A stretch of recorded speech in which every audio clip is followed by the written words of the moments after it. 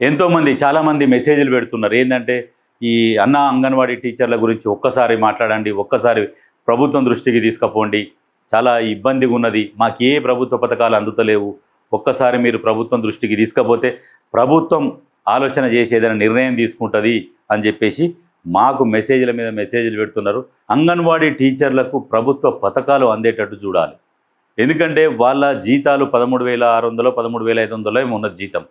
దాంట్లో వాళ్ళ ఖర్చులు, వాళ్ళకి ఇప్పుడు రోజు వాళ్ళ కూలీల కంటే కూడా వాళ్ళ జీతం తక్కువనే.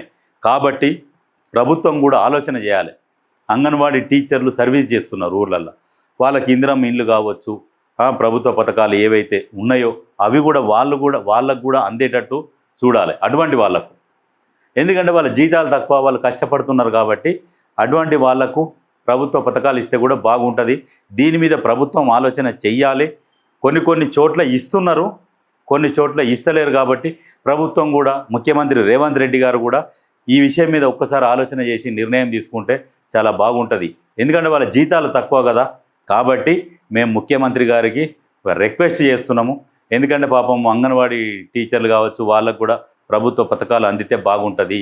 సంక్షేమ ఫలాలు కావాలి వాళ్ళకు, అందాలి. అందితే చాలా సంతోషము. ఒక్కసారి మీరు కూడా ఆలోచన చేయండి, బాగుంటుంది.